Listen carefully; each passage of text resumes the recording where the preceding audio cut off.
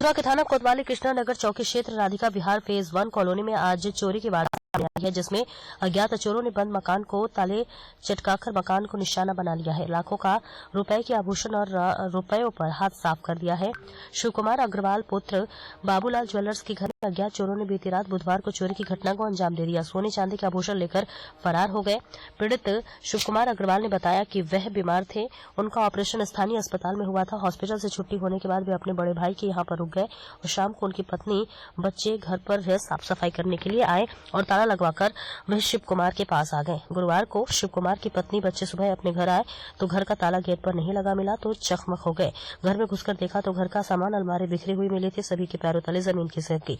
जानकारी के अनुसार बताया जा रहा है 35,000 रुपए नकदी, सोने चांदी के आभूषण, अंगूठी, पैंडल आदि चोर चुरा ले गए हैं। घटना की जानकारी पीड़ित मकान स्वामी ने इलाकाई पुलिस को दे दी है। पुलिस ने पीड़ित से तहरीर लेकर घटना का जल्द खुलासा करने का आश्वासन दिया है।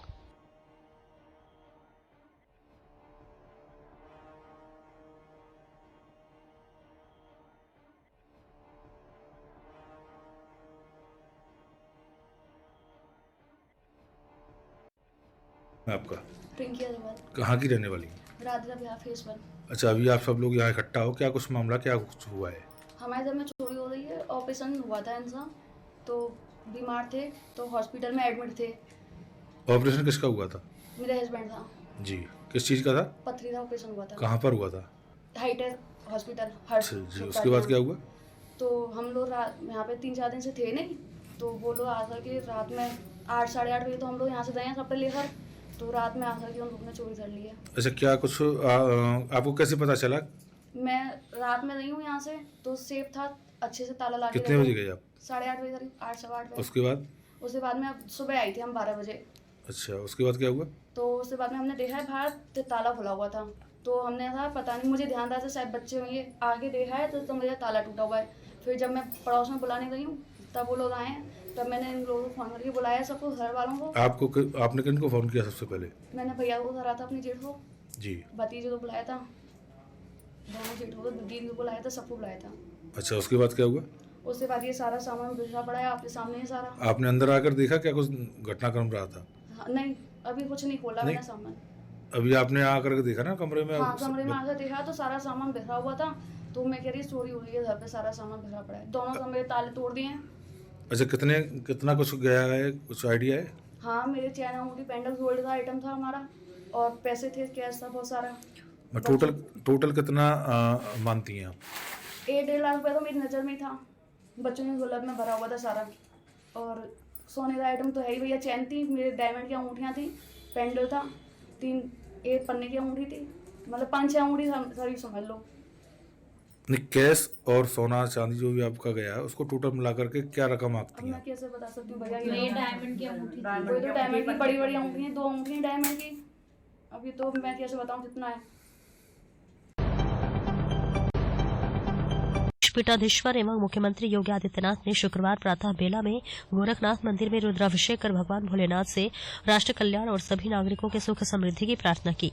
गोरखनाथ मंदिर स्थित पीठाधीश्वर आवास के प्रथम तल पर शक्तिपीठ में सीएम योगी ने देवाधिदेव महादेव को बेल्व पत्र, कमल पुष्प, दूर्वा, अनेकानेक पूजन सामग्री अर्पित करने के बाद दूध, दही, घी, शर्करा और कई तीर्थ स्थलों के पवित्र जल से रुद्राभिषेक किया। मठ के विद्युत पुरोहित गण ने शुक्ल यजुर्वेद संहिता के रुद्राष्टध्यायी के महामंत्रों द्वारा रुद्राभिषेक का अनुष्ठान पूर्ण कराया। रुद्राभिषेक के बाद मुख्यमंत्री ने वैदिक मंत्रोच्चारण के बीच हवन किया। विधि विधान से पूर्ण रूप से हुए अनुष्ठान के उपरांत उन्होंने भगवान भोलेनाथ से राष्ट्र के कल्याण की प्रार्थना की और समस्त नागरिकों के आरोग्यमय, सुखमय, समृद्धमय व शांतिमय जीवन की मंगल कामना की।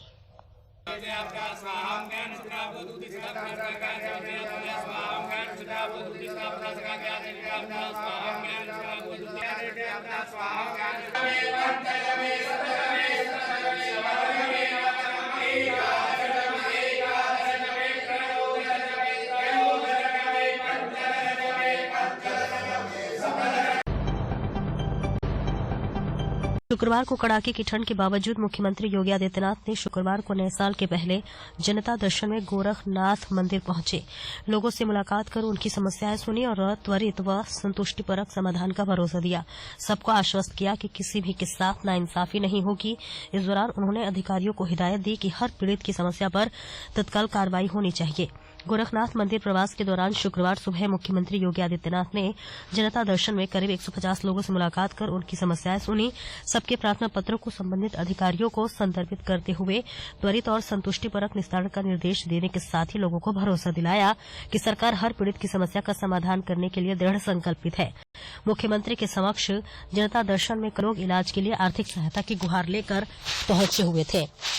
सीएम योगी ने उन्हें आश्वस्त किया कि सरकार इलाज के लिए भरपूर मदद करेगी। उनकी प्रार्थना पत्रों को अधिकारियों को हस्तांतरित करने हुए मुख्यमंत्री ने निर्देश दिए हैं।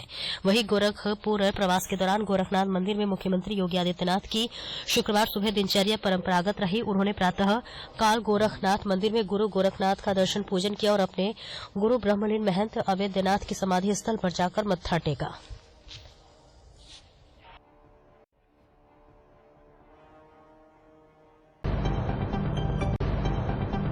इस बीच आगरा से बड़ी खबर, बीकानेर स्वीट्स हाउस में लगी आग। आग लगने से दुकान में रखी मिठाई व सामान जलकर हुआ राख, तो वहीं लाखों रुपए का सामान जलकर राख होने की आशंका। सूचना पर पहुंची पुलिस और फायर ब्रिगेड ने काफी मशक्कत के बाद आग पर पाया काबू। शॉर्ट सर्किट बताया जा रहा आग लगने का कारण। आगरा के कस्बा फतेहाबाद स्थित बीकानेर स्वीट्स हाउस का है मामला।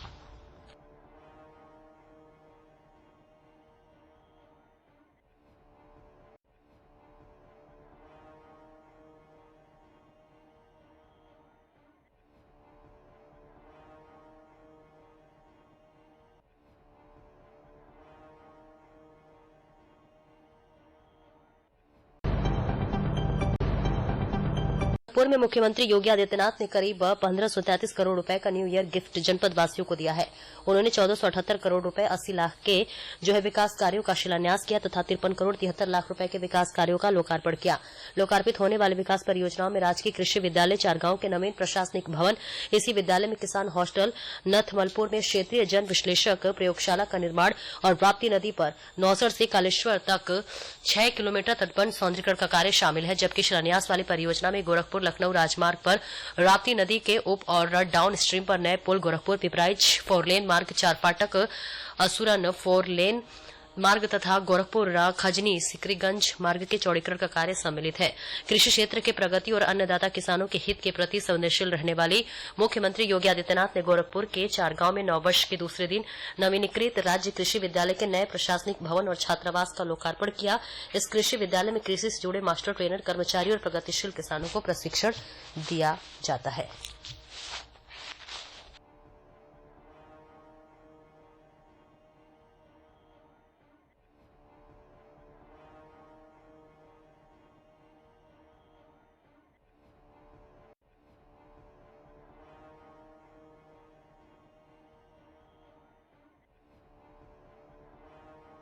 और गोरखपुर में लोगों के लिए रोजगार के नए नए अवसर भी जुटाए जा रहे हैं, नए निवेश आ रहे हैं। अकेले गोरखपुर में पिछले 5 वर्ष के अंदर 15,000 से लेकर 20,000 करोड़ रुपए का निवेश तो जमीनी धरातल पर उतरा है, जिसमें उद्योग लग चुके हुए चल रहे हैं। हजारों लोगों को नौकरी और रोजगार की गारंटी मिली है, यहां के नौजवानों को नौकरी और रोजगार की गारंटी मिली है। और अब तो गोरखपुर में 4 विश्वविद्यालय इसमें काम कर रहे हैं। 4 विश्वविद्यालय गोरखपुर में, वेटनरी कॉलेज भी बन रहा है। कल भी बहुत सारे केंद्रों का उद्घाटन और लोकार्पण हम लोगों को करने का अवसर मिलेगा। नए साल में नए गति के साथ हम आगे बढ़ेंगे। विकास में उत्तर प्रदेश अब पीछे नहीं रहने वाला है और उत्तर प्रदेश का नौजवान उत्तर प्रदेश के अंदर ही नौकरी और रोजगार पाएगा। इस विश्वास के साथ हम सब आगे बढ़े हैं और यह वर्ष हमारे लिए बहुत महत्वपूर्ण बनने जा रहा है।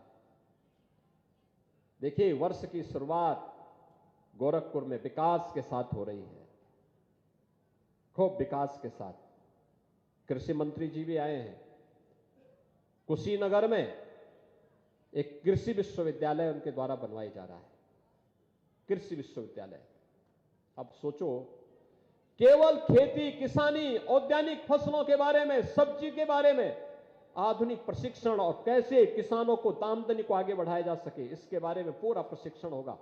तो वेटनरी कॉलेज का निर्माण गोरखपुर में हो रहा है। गोरखपुर में वेटनरी कॉलेज का निर्माण का मतलब पशुपालन से संबंधित, गौ से गाय पालना हो, अच्छी नस्ल की गाय पालन के लिए, भैंस पालन के लिए, बकरी पालन के लिए, मुर्गी पालन के लिए सारी की सारी प्रशिक्षण की कार्रवाई गोरखपुर के वेटनरी कॉलेज से गोरखपुर में ही प्राप्त होगा। यानी ये सभी प्रकार की सुविधाओं का लाभ एक जगह पे ही अब आपको प्राप्त होने वाला है। यहां के युवाओं को, यहां के बच्चियों को, यहां की बेटियों को प्राप्त होने वाला है। और इसीलिए आज हम सब आपके बीच आए हैं कि विकास की इस प्रक्रिया को आगे बढ़ाने के लिए डबल इंजन की सरकार आवश्यक है। डबल इंजन की सरकार से ये संभव हो पा रहा है। आगरा से बड़ी खबर, साउथ अफ्रीका से अभिषेक शर्मा लौटा वापस। दिल्ली एयरपोर्ट पर परिजनों से मिला अभिषेक। साउथ अफ्रीका में बंधक बनाया था अभिषेक को। एतमादपुर विधायक धर्मपाल सिंह की पैरवी के बाद अभिषेक की वापसी हुई तय। अभिषेक के वापस आने पर परिवार में खुशी की लहर। दिल्ली एयरपोर्ट से आगरा के लिए परिजनों के साथ आ रहा अभिषेक।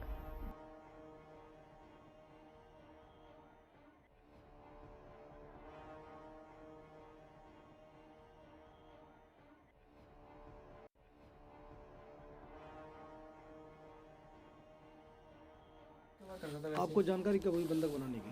16 तारीख से ज़्यादा हुई थी। 16 तारीख से बहुत प्रसारित हो रहा था, प्रभावित हो रहा था। हमारा भाई बहुत परेशान हो रहा था, उन्होंने कि मुझे बुला लो, इंडिया बुला लो। तो उसके मालिक से बात करी तो वो बोलता है कि 5 लाख दोगे तब बुलाऊँगा, तुम्हारा मकान भी पा दूँगा, ये सब उसने बोला। तो हम डर चुके। हाथरस में कोतवाली हाथरस गेट क्षेत्र के गांव गढ़ी जैनी में गुरुवार देर शाम कुछ हमलावरों ने लेन देन के विवाद को लेकर एक युवक और उसकी दादी को गोली मारकर गंभीर रूप से घायल कर दिया। मौके पर अफरा तफरी मच गई। फायरिंग कर हमलावर वहां से भाग गए। दोनों घायलों को गंभीर हालत में उपचार के लिए जिला अस्पताल लाया गया। इसके बाद दोनों को जिला अस्पताल से अलीगढ़ रेफर कर दिया गया। पुलिस मामले की जांच पड़ताल में जुटी हुई है। कोतवाली हाथरस गेट क्षेत्र के गांव गढ़ी जैनी निवासी एक युवक 26 वर्षीय सनी पुत्र विनोद अपनी दादी 70 वर्षीय जयवंती पत्नी लाल सिंह और बहन के साथ हाथरस के जब वापस बाइक से अपने गांव जा रहा था तो गांव से थोड़ा सा पहले ही कुछ हमलावरों ने उसे घेर लिया और फायरिंग शुरू कर दी। इससे सनी और उसकी दादी गोली लगने से गंभीर रूप से घायल हो गए। वहीं फायरिंग से वहां अफरा तफरी मच गई। इन दोनों को घायल कर हमलावर वहां से भाग गए। इन दोनों को उपचार के लिए जिला अस्पताल लाया गया।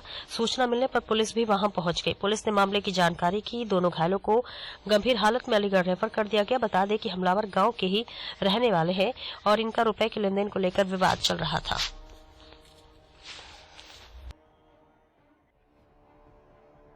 आज दिनांक 2 जनवरी की शाम को थाना हाथरस गेट अंतर्गत ग्राम गढ़ी जैनी में एक व्यक्ति जो बाइक से अपनी दादी को लेकर हाथरस आ रहा था, उसे गांव के पूर्व परिचित लोगों ने गोली मार दी। घायल अवस्था में व्यक्ति और उसकी दादी को बागला चिकित्सालय रवाना किया गया, जहां से बेहतर उपचार हेतु उसे अलीगढ़ रवाना किया गया है।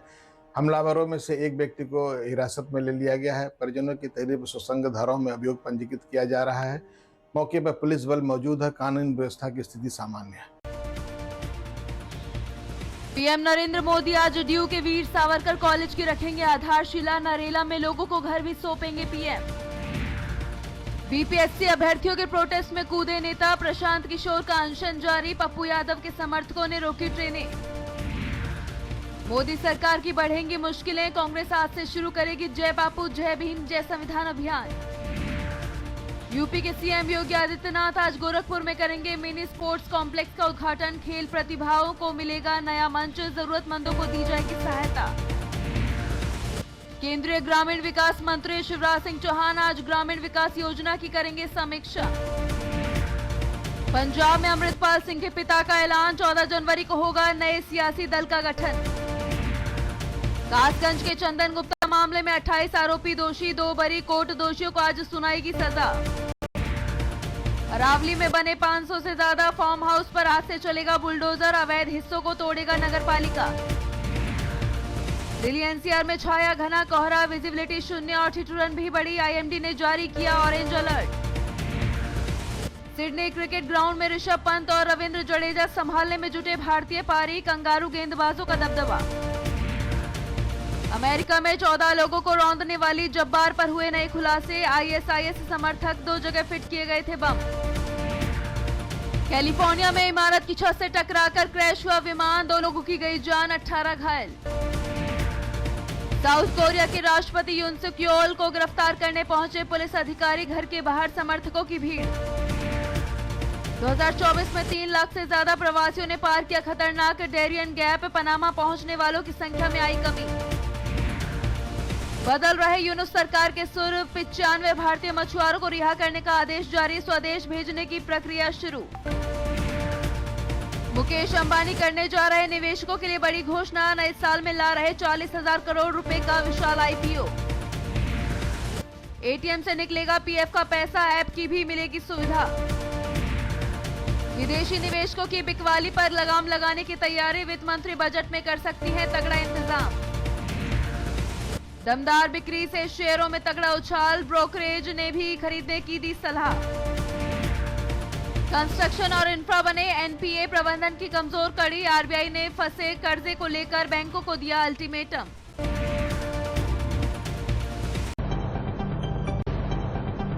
बलिया विधायक रोमी साहनी के आवास पर लगातार 3 दिनों से नववर्ष के उपलक्ष्य में सर्दी के सितम को देखते हुए जरूरतमंद लोगों को और गरीब तबके के लोगों को ठंड से निजात दिलाने के लिए दिए जा रहे कंबल पाकर खुश हो रही महिलाएं।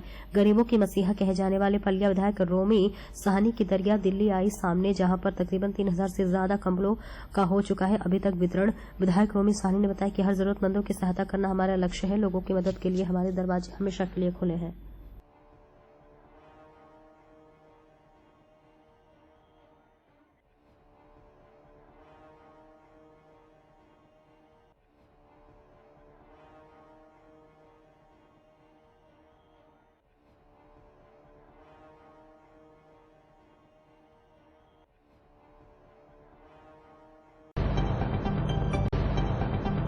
जिले की बसेड़ी थाना पुलिस और डीएसटी टीम ने अपराधियों के विरुद्ध बड़ी कार्रवाई करते हुए अपहरण व हनी ट्रेप के मामले का खुलासा किया, जिसमें से पुलिस ने 4 युवकों और 1 युवती को गिरफ्तार करने में सफलता हासिल की है। थाना प्रभारी ब्रजेश कुमार मीना ने बताया कि बसेड़ी पुलिस और डीएसटी टीम धौलपुर ने मुखबिर की सटीक सूचना पर कार्रवाई को अंजाम देते हुए मामले का खुलासा किया है, जहां महिला आरोपी निक्की पुत्री संजय जाटो निवासी धर्मशाला वाली गली आगरा उत्तर प्रदेश के साथ प्रहलाद पुत्र द्वारिका जाटो निवासी खरौरी थाना कंचनपुर, पंकज पुत्र जय सिंह जाटो निवासी बुद्धा कपूरा थाना कंचनपुर, हजारी पुत्र हरि सिंह कुशवाहा निवासी विदरपुर थाना कंचनपुर और मोनुपुत्र संतोष धोबी निवासी थाना बसेड़े को गिरफ्तार किया गया है और उसके साथ ही आरोपियों के कब्जे से घटना में प्रयुक्त 2 मोटरसाइकिल एवं पीड़ित से उदात्पति की गई राशि को भी बरामद किया गया है। थाना प्रभारी ब्रजेश कुमार मीणा ने बताया कि 31 दिसंबर 2024 को सचिन सिंघल पुत्र मुरारीलाल सिंघल निवासी पोखरा मोहल्ला बसेड़ी ने थाने में एक रिपोर्ट दर्ज कराई थी, जिसमें पीड़ित सचिन सिंघल ने बताया कि 21 दिसंबर को 2024 को एक इंस्टाग्राम आईडी से मेरी इंस्टाग्राम आईडी पर रिक्वेस्ट आई थी, जिसे मेरे द्वारा एक्सेप्ट करके ही मैसेज आया और इंस्टाग्राम के जरिए वीडियो कॉल पर बात होना शुरू हो गया। इसके बाद 29 दिसंबर को मिलने के लिए मुझे धौलपुर बुला लिया और मैं उस लड़की की बातों में आकर किराए की अर्टिगा गाड़ी खो करके धौलपुर चला गया, जहां रोडवेज बस स्टैंड धौलपुर के पास एक होटल में रुककर अपनी इच्छा शारीरिक संबंध बनाए। इसके बाद जैसे ही होटल से निकलकर बाहर आया तो उस युवती के अन्य साथी आ गए और मुझे पकड़कर अपहरण कर ले गए, जहां पर मुझसे 4 लाख रुपए मांगने लगे और नहीं देने पर मेरे खिलाफ पुलिस में बलात्कार का मुकदमा दर्ज कराने की धमकी देने लगे। पीड़ित सचिन सिंघल ने बताया कि तब मैंने अपने भाई शुभम से 2 लाख रुपए मांगे और 2 लाख रुपए मंगाने के बाद उन लोगों को दे दिए और इसी के साथ साथ उसके बाद उन लोगों ने मुझे छोड़ दिया। थाना प्रभारी ने बताया कि हनी ट्रैप के इस मामले के खुलासे में सामने आया है कि आरोपियों द्वारा गिरोह बनाकर मोबाइल से सोशल मीडिया के जरिए लोगों को कॉल पर फोन द्वारा अपनी प्यार भरी बातों में लेकर अपनी बातों में फंसाते थे। इसके बाद युवती द्वारा उसके गैंग के सदस्यों द्वारा बताई जगह पर भोले वाले व्यक्ति को बुलाते और फिर गैंग द्वारा उक्त व्यक्ति के साथ मारपीट की जाती, नहीं तो बलात्कार के केस में फंसाने और अपहरण कर ले जाने और पुलिस में रिपोर्ट दर्ज कराने धमकी देकर डराया धमकाया जाता था और इसके बाद मोटी रकम की मांग कर रुपए ऐंठते थे। थाना प्रभारी ने बताया कि सभी आरोपी पीसी रिमांड पर चल रहे हैं, जिनसे अन्य वारदातों के संबंध में गहनता से पूछताछ की जा रही है एवं मामले में संलिप्त गैंग के अन्य सदस्यों के बारे में पूछताछ जारी है।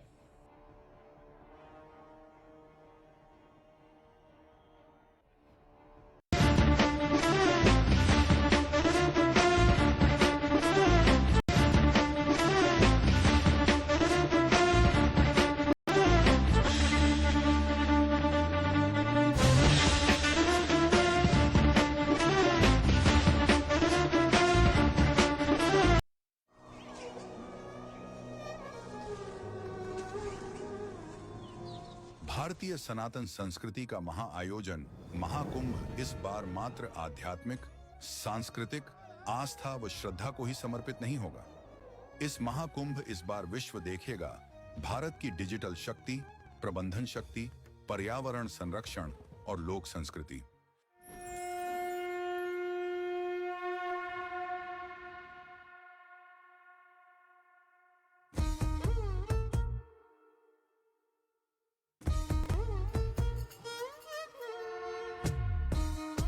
डिजिटल शक्ति से लैस महाकुंभ में यात्रियों के लिए है डिजिटल सहायक, जो 10 विभिन्न भाषाओं में महाकुंभ से संबंधित जानकारी देगा। अस्थायी नगर के लिए मिलेगा गूगल नेविगेशन, आर्टिफिशियल इंटेलिजेंस युक्त कैमरों से होगी निगरानी। भीड़ प्रबंधन के लिए महाकुंभ क्षेत्र का विस्तार किया गया है। पुलिसकर्मियों को विशेष प्रशिक्षण दिया जा रहा है। एक ही स्थान पर लोग इकट्ठे ना हों, इसके भी प्रबंध किए गए हैं। पर्यावरण संरक्षण हेतु महाकुंभ को प्लास्टिक मुक्त रखा जाएगा। महाकुंभ में ई-वाहन के द्वारा परिवहन होगा। देश भर के विविध क्षेत्रों के विभिन्न कलाकार अपनी लोक संस्कृति, लोक नृत्य और लोक संगीत का प्रदर्शन करेंगे। यह विश्व भर से आए अतिथियों को भारत की संस्कृति और परंपराओं से परिचित कराएगा। यह महाकुंभ भारत की प्राचीन संस्कृति, अध्यात्म, आस्था और परंपराओं का उत्सव है। आपके पुरखें सदियों से इस महाकुंभ में भागीदार होते आए हैं। अब आपकी बारी है। आइए और इस भव्य महाकुंभ में सम्मिलित होइए।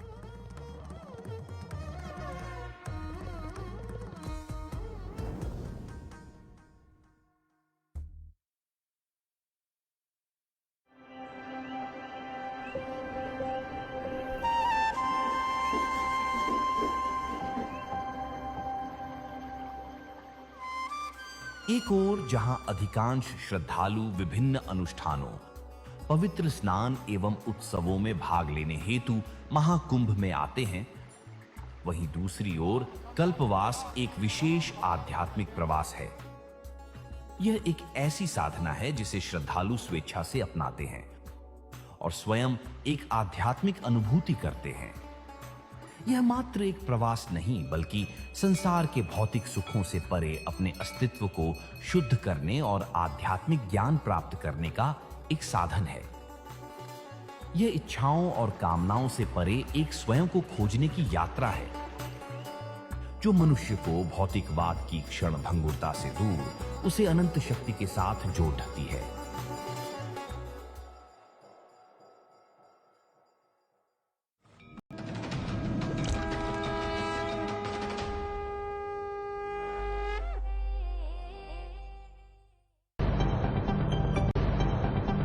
शुक्रवार को कड़ाके की ठंड के बावजूद मुख्यमंत्री योगी आदित्यनाथ ने शुक्रवार को नए साल के पहले जनता दर्शन में गोरखनाथ मंदिर पहुंचे। लोगों से मुलाकात कर उनकी समस्याएं सुनी और त्वरित व संतुष्टिपरक समाधान का भरोसा दिया। सबको आश्वस्त किया कि किसी भी के साथ नाइंसाफी नहीं होगी। इस दौरान उन्होंने अधिकारियों को हिदायत दी कि हर पीड़ित की समस्या पर तत्काल कार्रवाई होनी चाहिए। गोरखनाथ मंदिर प्रवास के दौरान शुक्रवार सुबह मुख्यमंत्री योगी आदित्यनाथ ने जनता दर्शन में करीब 150 लोगों से मुलाकात कर उनकी समस्याएं सुनी। सबके प्रार्थना पत्रों को संबंधित अधिकारियों को संदर्भित करते हुए त्वरित और संतुष्टिपरक निस्तारण का निर्देश देने के साथ ही लोगों को भरोसा दिलाया कि सरकार हर पीड़ित की समस्या का समाधान करने के लिए दृढ़ संकल्पित है। मुख्यमंत्री के समक्ष जनता दर्शन में कई लोग इलाज के लिए आर्थिक सहायता की गुहार लेकर पहुंचे हुए थे। सीएम योगी ने उन्हें आश्वस्त किया कि सरकार इलाज के लिए भरपूर मदद करेगी। उनकी प्रार्थना पत्रों को अधिकारियों को हस्तांतरित करने हुए मुख्यमंत्री ने निर्देश दिए हैं। वहीं गोरखपुर प्रवास के दौरान गोरखनाथ मंदिर में मुख्यमंत्री योगी आदित्यनाथ की शुक्रवार सुबह दिनचर्या परंपरागत रही। उन्होंने प्रातः काल गोरखनाथ मंदिर में गुरु गोरखनाथ का दर्शन पूजन किया और अपने गुरु ब्रह्मलीन महंत अवैधनाथ की समाधि स्थल पर जाकर मत्था टेका।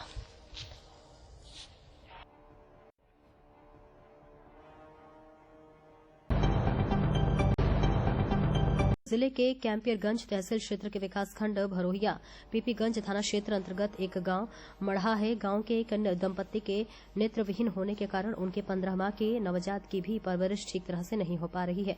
नेत्रविहीन होने के कारण उनका आधार कार्ड भी नहीं बना है, जिसके कारण वे सभी प्रकार की सरकारी सुविधा से वंचित रह गए हैं। मामला पीपीगंज थाना क्षेत्र के अंतर्गत ग्राम सभा मढ़ा का है, जहां के निवासी विश्वजीत 35 वर्षीय व रीता 32 वर्षीय जन्म से ही नेत्रविहीन है। नेत्रविहीन होने की वजह से उनका आधार कार्ड भी नहीं बन रहा है, जिसके कारण उनका राशन कार्ड, बिजली का कनेक्शन, पानी की व्यवस्था तथा शौचालय जैसे अनेकों सुविधाओं का लाभ उन्हें नहीं मिल पा रहा है। वहीं मीडिया से रूबरू होते हुए नेत्रविहीन विश्वजीत व रीता से बात किया तो उनके द्वारा बताया गया कि आधार कार्ड बनवाने के लिए अनेकों बार जगह जगह जाकर प्रयास किया गया, लेकिन सफलता नहीं मिली। अपना दैनिक जीवन यापन हेतु पति पत्नी ट्रेन में भीख मांगते हैं और जो भी पैसे मिलते हैं वह उससे अपने परिवार का भरण पोषण करते हैं। अपनी बातचीत के दौरान दोनों पति पत्नी भावुक होकर रो पड़े और बोले कि गुजर बसर करने के नाम पर उनके पास अपने पिता के नाम पर मिला शासन की ओर से एक आवास है, जिसमें ना तो दरवाजा और ना ही कोई खिड़की है। मामले में भरोहिया ब्लॉक के बीडीओ का कहना है कि मामले की जांच करवाकर दोनों नेत्रविहीनों को सभी सरकारी मूलभूत सुविधाओं को दिलाया जाएगा ताकि उनके दैनिक जीवन में सुधार हो सके। तुम्हारे पिताजी का राशन तुम्हारे नाम से हो जाएगा। अच्छा। तो आधार कार्ड करती कई बारी बेचारा गया। किसके पास? जहाँ आधार कार्ड बनता है, अच्छा अच्छा अच्छा, वहाँ पर गया था ये। तो आँख से कह रहे थे कि तुम्हारा उठी नहीं हो रहा है, इस वास्ते इनका आधार कार्ड नहीं बना। और जो उनके पिताजी का राशन कार्ड था वो किसी के नाम पर फिर अटैक हो गया। अच्छा, और कोई पाता है। अच्छा, वो राशन कार्ड नाम था इनके पिताजी का। अच्छा, और इनका नहीं था। हाँ, इसका नहीं था। सबसे गरीबी की रेखा वो नीचे राशन कार्ड था। बहुत यह उठी पर बहुत इसका ठंडी में इसका जीएल हराम। किसी तरह 9 बजे आता, कभी सहायता इसको कर दीजिए, किसी तरह इसका अंधेरे में आता है, कभी कहीं पे जाता है। इसके पिताजी का मर गए, कोई इसके पिताजी का संस्कार हो पा रहा था। किसी तरह जितना भी इसके पिताजी का खर्चा था हम उठाए थे। पूछिए यह मांग कर 2-4 गांव मांग कर ठेला चलावता नहीं, 2-4 गांव मांगत जाए ऐसा ले आके कि पिताजी का काम करो नहीं, बाहर सब कुछ मनो बढ़िया से काम करो नहीं, व्यवस्था नहीं रहा, सब कुछ भी इनके सब कुछ। और बच भी गया था उसमें बच भी गया था कि मनो किसी तरह इसके पिताजी का काम हो गया। और प्रधान दिए थे कि नहीं दिए थे ये भी हम नहीं बता पाएंगे इनको। अब वही बता पाएंगे सर। आपका शिवनाथ। शिवनाथ कौन सा जगह है? ग्राम सभा कौन सा? मढ़ा, ग्राम सभा मढ़ा, विकासखंड भरोहिया। आपके कौन है? ये हमारा भाई चाचा ही लड़का। अभी देखा जा रहा है पति पत्नी अंधे हैं, आँख से अंधे हैं, सुख सुविधा का लाभ नहीं। आखिर इनका जीवन कैसे चल रहा है? अब ऐसे मांग भींग के इधर उधर से अपन कैसे जीवन चला रहे हैं। अच्छा, गांव के प्रधान का जो गांव के प्रधान आप लोग वोट दे के विजयी बनाए हैं। हाँ।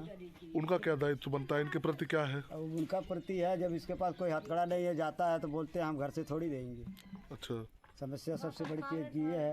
हाँ, इसके पास कोई हथकड़ा नहीं है। हथकड़ा रहता तो जाता, लड़ता भी तो मिलता इसको। अच्छा, मतलब कोई सुविधा नहीं है। अच्छा, पहले इनके पिताजी का राशन था, कट गया। अच्छा, हाँ, वो कट गया, ये लोग के नाम से नहीं है कुछ भी। एक छोटा सा बच्चा है। छोटा सा। सीएम योगी आदित्यनाथ ने ट्रांसपोर्ट नगर आश्रय गृह का किया लोकार्पण। आपको बता दें, मुख्यमंत्री योगी आदित्यनाथ ने गोरखपुर के ट्रांसपोर्ट नगर में आश्रय गृह का लोकार्पण किया। इसके साथ ही उन्होंने जरूरतमंदों को कंबल वितरित किए। सीएम योगी ने राप्ती नदी में गिरने वाले नालों की जल शोधन परियोजना का शुभारंभ किया। परियोजना के तहत नालों को प्रदूषित पानी को साफ कर राप्ती में गिराने की व्यवस्था की जाएगी। मुख्यमंत्री ने परियोजना स्थल का अवलोकन करते हुए अधिकारियों से विस्तृत जानकारी ली, आवश्यक दिशा निर्देश जारी किए हैं। उन्होंने परियोजना के शीघ्र और प्रभावी क्रियान्वयन पर जोर दिया।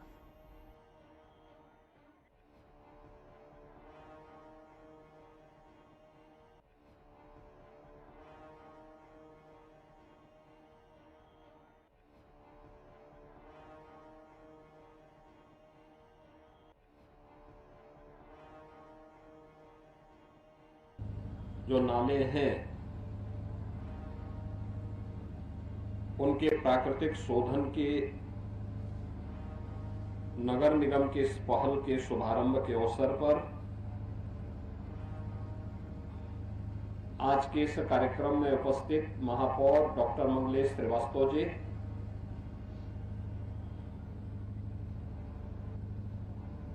गोरखपुर ग्रामीण के विधायक श्री विपिन सिंह जी,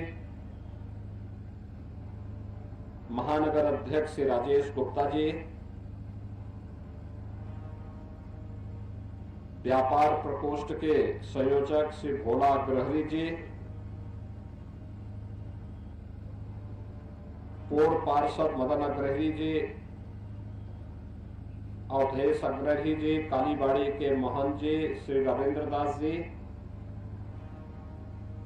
जिला प्रशासन के और पुलिस के विभाग के हमारे अधिकारीगण, नगर निगम के आयुक्त समेत सभी इस क्षेत्र के